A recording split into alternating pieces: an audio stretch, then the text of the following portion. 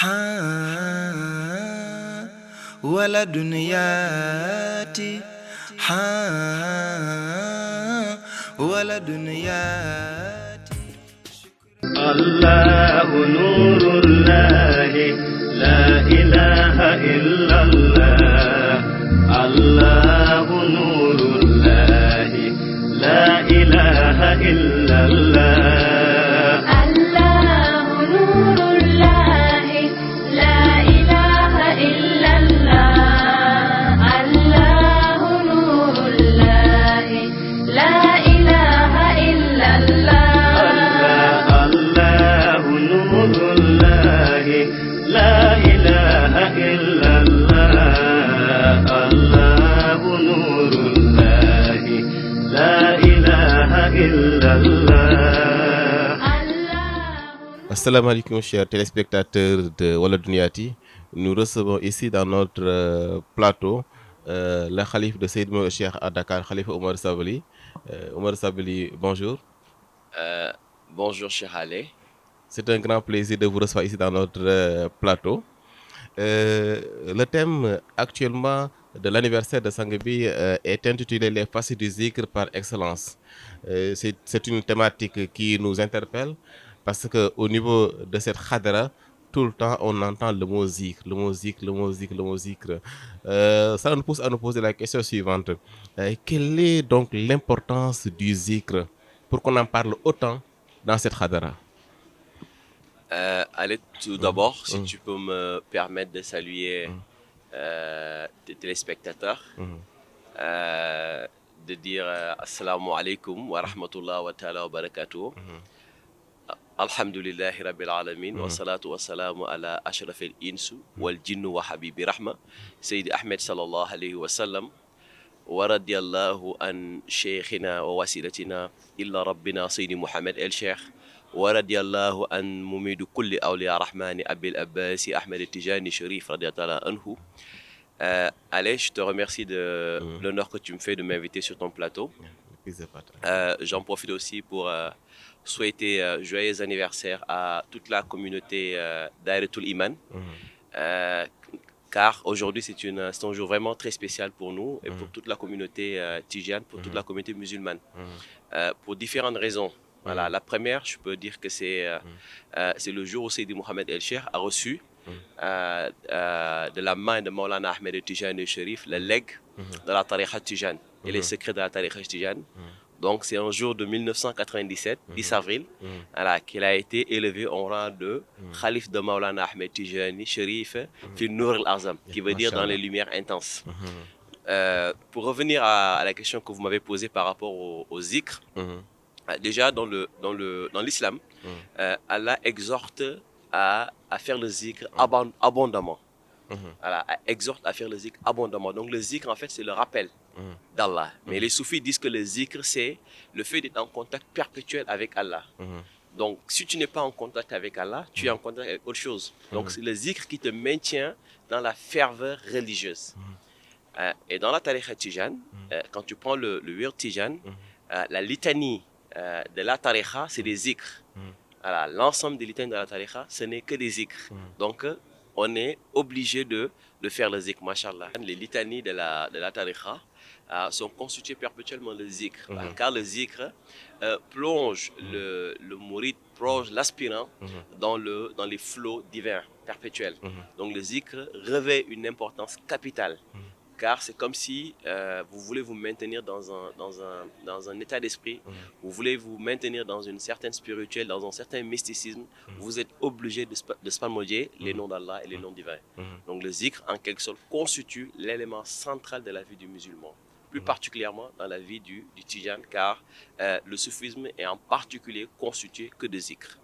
Mashallah, Al-Khalifa. En fait, j'aimerais savoir en fait, quelle est la différence entre une personne, disons lambda, qui vit sa vie normale, voilà, mais en fait, mais qui ne fait pas du zikr, disons tel que nous l'entendons, disons qui ne s'almodie pas les mots les noms de Dieu, et une personne qui est là constamment en état de zikr.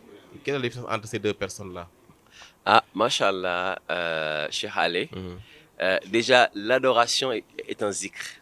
L'adoration de Dieu. L'adoration est un zikr. Le fait de prier est un zikr.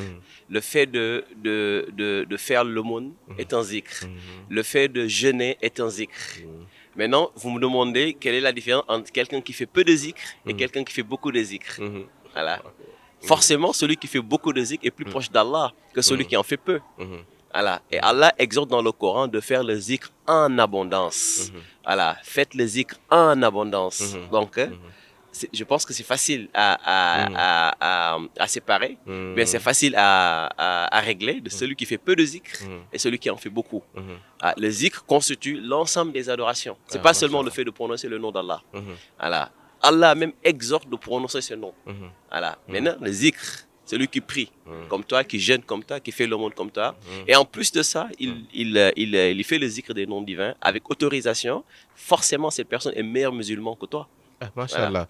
Parce qu'en fait, dans mon entendement, en fait, quand on entend le mot zikr, donc nous, ce qu'on entend une personne lambda, c'est en fait le fait de salmodier, voilà. Vous m'avez dit tout à l'heure que en fait le fait de prier, de faire le jeûne, de faire le monde aussi, tout ça aussi, ce sont des facettes du zikr. Voilà. Donc là, c'est important à préciser pour nos chers téléspectateurs qui nous suivent. Maintenant, est-ce qu'il y a des différences de niveau du zikr, ou bien est-ce qu'il y a, disons, plusieurs types de zikr? Si je reviens dans les enseignements de Seydi Mohamed El Cheikh, il y a différents types de zikr. Déjà, dans le zikr autorisé, c'est-à-dire dans le zikr où c'est régi dans un cadre soufisme bien précis, dans un cadre spirituel bien précis, avec l'autorisation d'un guide, d'une personne qui est habilitée à donner le zikr. Voilà. Je ne parle pas uniquement de la tariqa tidjane, je parle uniquement des voies soufis. Donc dans ces zikrs-là, il y a trois niveaux de zikr. Il y a ce qu'on appelle le zikr nasihat, c'est-à-dire le zikr qui est juste fait par l'esprit, par la langue, sans forcément essayer de percer les secrets qui sont dans ces noms-là. Donc ça, c'est au niveau des zikr. Il y a ce qu'on appelle le zikr haqiqat, c'est-à-dire le zikr où la personne essaye d'être en contact avec ce qu'il ne voit pas, avec le monde khayb. Il y a le zikr qu'on appelle le zikr uluhiyat, la personne, à chaque fois qu'il fait zikr, l'univers l'accompagne dans son zikr. Donc ces niveaux de zikr-là, la personne peut les atteindre en suivant un parcours, une éducation spirituelle bien précise. Par exemple, aujourd'hui, vous prenez deux personnes, par exemple, par rapport à l'intensité de sa foi, par rapport à sa connaissance, par rapport au degré spirituel, quand il fait un zikr avec une personne qui vient d'accéder, ou bien une personne qui est novice dans une voie spirituelle, elle est différente. Voilà, elle est différente. Maintenant, certainement, il y a certains zikrs qui n'existent que dans la tariqa tidjane. Voilà, les zikrs de l'univers, les zikrs uluhiyat n'existent que dans la tariqa tidjane. Pourquoi? Parce que, voilà. Et c'est-à-dire qu'en fait, la personne qui va atteindre ce niveau de zikr uluhiyat doit impérativement suivre un guide spirituel, ou bien est-ce que cette personne-là peut, disons, en parcourant des livres, prendre un nom divin et comme ça commencer à le salmodier? Merci, Cheikh Ale. Dans le Coran, Allah dit croyez en moi, croyez en moi, ou bien vous qui avez cru en moi, cherchez un guide spirituel. Donc, l'accès à un certain niveau de zikr nécessite forcément un guide spirituel qui a les capacités d'amener son disciple à ce niveau de zikr-là. Aujourd'hui, si vous, monsieur Ale, vous êtes, comment on l'appelle, le directeur de cabinet du président de la République, voilà, je peux rencontrer le président de la République en passant par vous. Forcément. Okay, forcément. Voilà. Donc, ce guide spirituel-là, il doit parcourir le chemin. Il doit connaître le chemin. Il doit connaître tout ce qu'on appelle les arcanes et les facettes du zikr et connaître tous les niveaux du zikr. Et aussi être lui-même préparé à pouvoir amener les gens à ce niveau de zikr-là. Parce que quand on dit zikr uluhiyat, c'est le zikr du retentissement de l'univers. Vous imaginez? Voilà. Donc ça peut ne faire que par garantie. Et la garantie, Allah a donné au prophète sallallahu alayhi wa sallam. Le prophète sallallahu alayhi wa sallam l'a donné à Maulana Ahmed Tijani Chérif. Voilà, donc je persiste et je signe. Pour ce qui est du zikr uluhiyat, le retentissement de l'univers, il faut être un adepte de la tariqa tidjane. Deuxièmement, avoir un guide spirituel qui prend source directement sur Maulana Ahmed Tijani. Pas d'intermédiaire. Voilà, pas d'intermédiaire. Pas d'intermédiaire. Est-ce facile actuellement de nos jours, dans notre époque contemporaine, de trouver ce genre de guide-là. Voilà. Je vais dire Alhamdulillah, Cheikh Ali, il n'y en a qu'un seul. Depuis que le monde est monde, on a entendu Maulana Ahmed Tijani Sherif dire que c'est le prophète sallallahu alayhi wa sallam qui a déchiré les voiles qui existent entre le monde visible et le monde invisible, qui est sorti et il a donné le wird de main en main. Maulana Ahmed Tijani l'a dit. Il n'y a qu'une seule personne qui l'a dit après, c'est Maulana Seydi Mohamed El Cheikh, qui a dit que Maulana Ahmed Tijani Sherif a déchiré les arcanes visibles et invisibles des deux mondes et est sorti un 10 avril 1997 et il a donné le wird de main en main.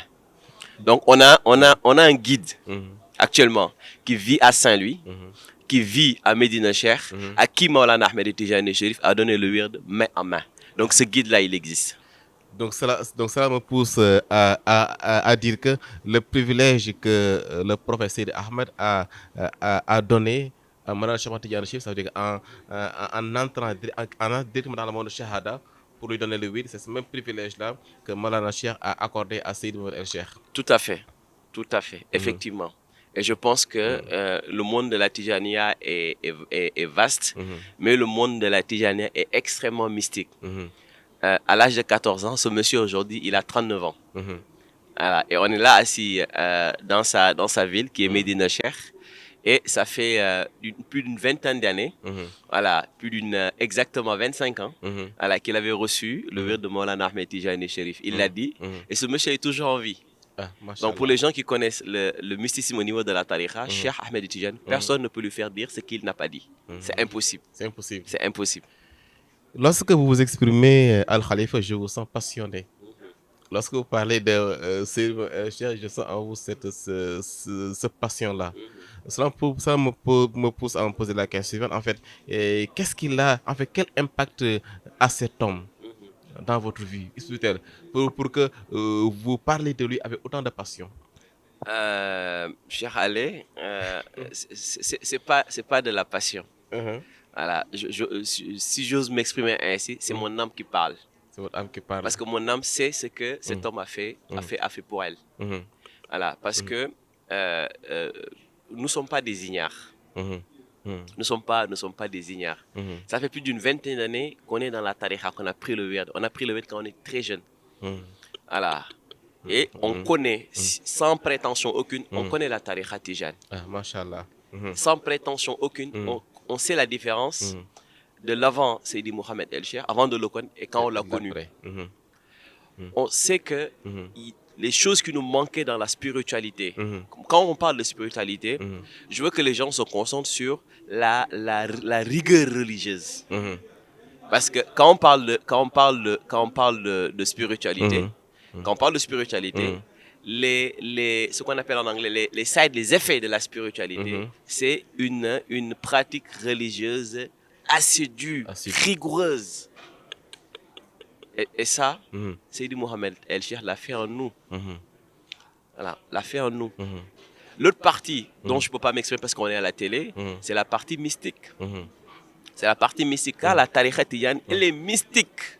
Elle est mystique. Tu ne peux pas être dans la tariqa tijane sans pour autant goûter aux fruits de la spiritualité et aux fruits du mysticisme. C'est impossible. Si c'est le cas, c'est que tu n'as pas un bon guide.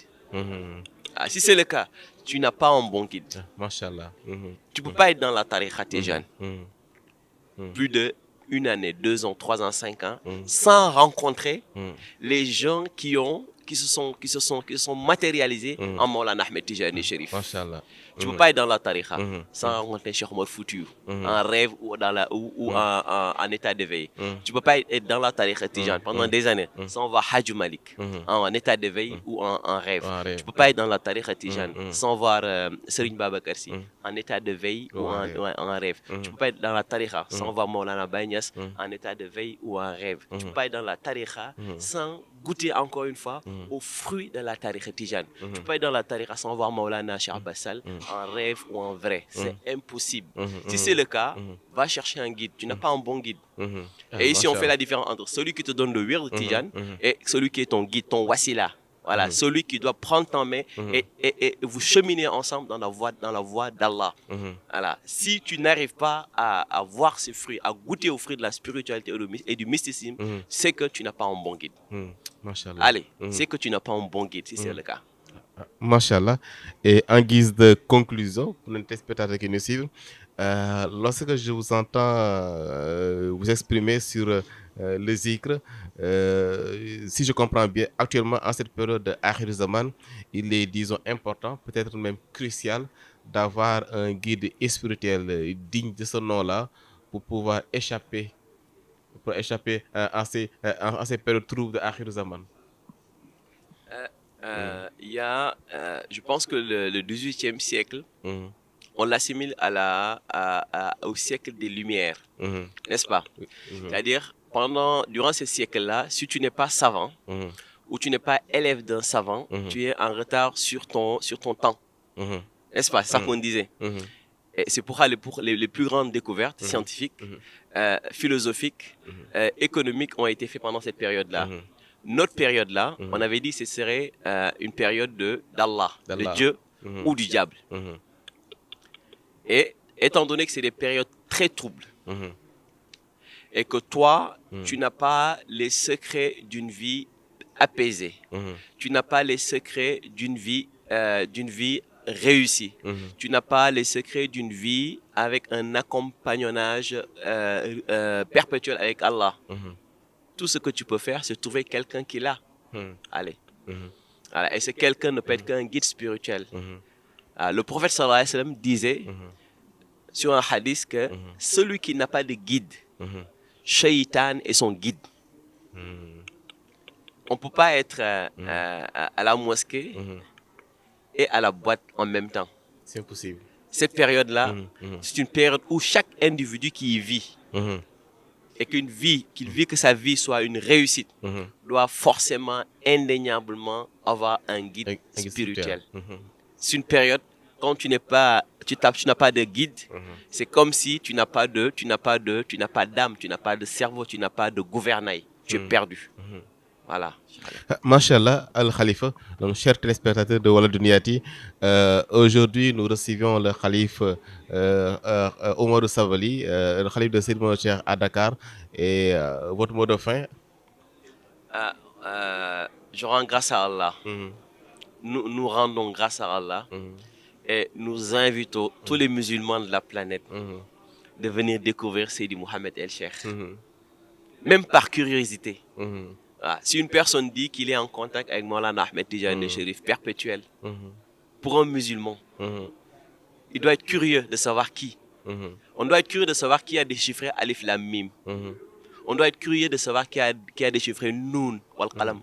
On doit être curieux, cher Ali. Si on est musulman, on doit être curieux.